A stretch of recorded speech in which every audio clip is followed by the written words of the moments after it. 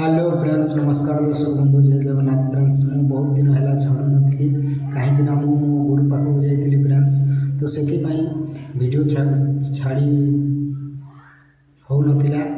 तो से वीडियो छाड़ू नी फ्रेंड्स से बहुत भिड़ लगे फ्रेंड्स से बहुत आसती फ्रेंड्स तो मु आज ज्वर नाशन मूक मंत्र विषय कही फ्रेंड्स एमती बहुत यहाँ सन्यासी तंत्र शक्ति तंत्र प्रतीक दर्शन अटे यही बहीर ना तो फ्रेंड्स गुप्त सन्यासी तंत्र अटे फ्रेंड्स तो मु आज कहूँ मंत्र कहूँ फ्रेंड्स ओम स्वस्ति मंत्र है ओम स्वस्ति नानंद ग्रामात नानंद गृहात नानंद विहारात नानंद कोना मोभिक्यु एकाहिक द्वाहिक त्राहिक चतुर्थिक नित्य ज्वर मासिक ज्वर वार्षिक ज्वर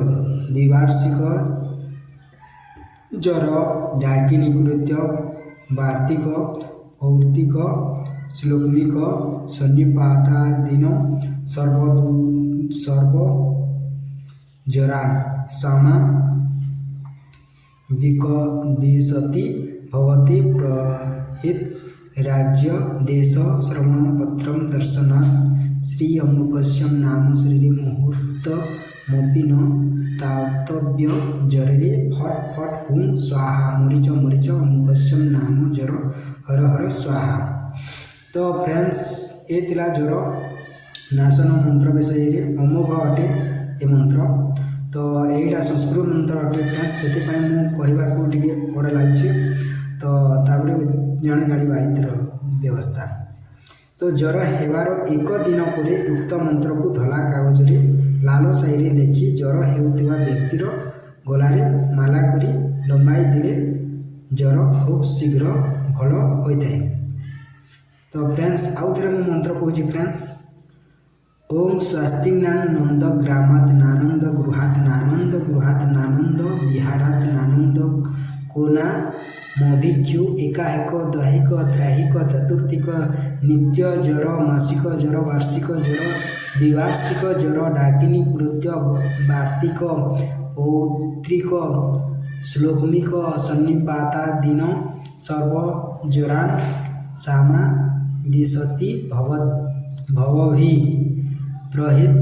राज्य देश श्रवण पत्र दर्शनात् श्री अमुकस्य नाम श्री मुहूर्त मोपि न स्थातव्य जरे फट फट हुं स्वाहा मरीच मरीच अमुकस्यं नाम जर हर हर स्वाहा। तो फ्रेंड्स ये थिला ज्वर मंत्र विषय रे तो आपको भल लगे लाइक एंड सब्सक्राइब करेंगे फ्रेंड्स आउ एमती मो वीडियो को देखुए फ्रेंड्स कहीं मु तंत्र मंत्र विषय में बहुत छाड़ी फ्रेंड्स मोटारे बहुत तंत्र मंत्र बही अच्छी फ्रेंड्स तालपत्री भी बही अच्छी मुझे भी देखे फ्रेंड्स तो आप लाइक एंड सब्सक्राइब करेंगे फ्रेंड्स आउ मोटारे बहुत तंत्र मंत्र बही अच्छी एमती कि 15-16टा तंत्र मंत्र खाली ओडिशार थिबो आउ किछि हाँ आउ किछि भी अच्छी जोटा कि ओडिशार आयुर्वेदिक औषधि बही मैंने अच्छी फ्रेंड्स तो सहीटा भी देखेबी फ्रेंड्स तो गोटे गोटे बही को एंत लंबा लंबा छाड़ा पड़ो मत तो मु किसी समय हेले छाड़ी फ्रेंड्स तो रखुची नमस्कार।